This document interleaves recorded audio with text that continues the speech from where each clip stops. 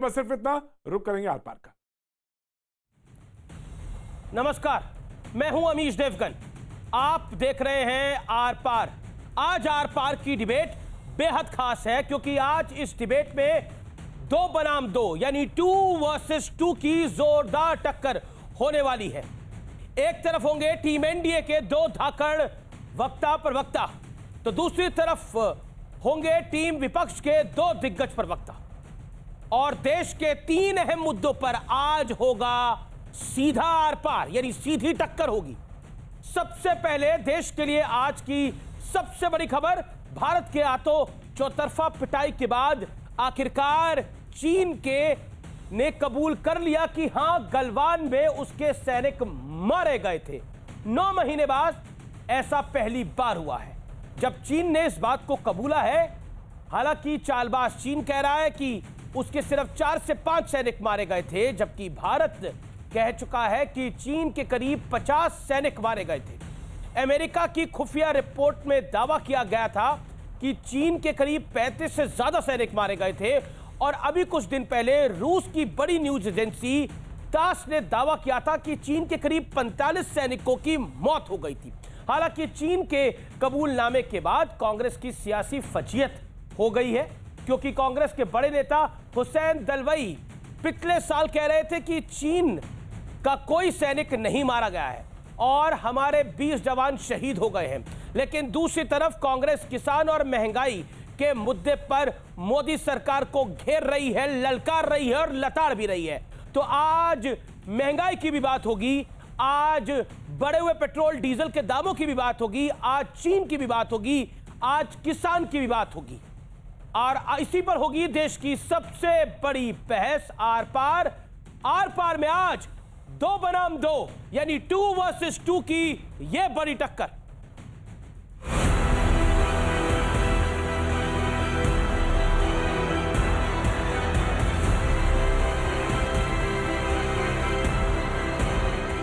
सियासत में चौतरफा एक्शन है। एक तरफ चीन का कबूलनामा है, जिसने पहली बार ये माना है कि हां, गलवान में चीनी सैनिकों की जान गई थी। वैसे तो भारत समेत दुनिया भर की मीडिया ये खुलासा कर चुकी है कि गलवान में दर्जनों चीनी सैनिक मारे गए थे। जब ये सिचुएशन हुई तो हमारे जो ओपीज थे ऊपर बैठे हुए ऑब्जर्व कर रहे थे सिचुएशन को, उन्होंने देखा कि कई एक जो चाइनीज आर्मी की कैजुअलिटीज को उठा के ले जाया जा रहा था, 50 से ऊपर थी, पर वो फेटल थी कि इंजर्ड थे, ये मैं नहीं कह सकता। रशियन एजेंसी है तास, उन्होंने एक फिगर 45 चाइनीज आर्मी की कैजुअलिटीज बताई है।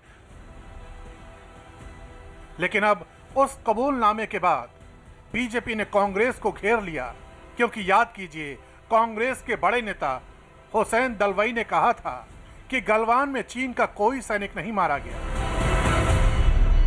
20 जवान मारे गए और बिना शस्त्र हो गए थे, एक भी उनका जवान मरा नहीं, सारे हमारे मरे।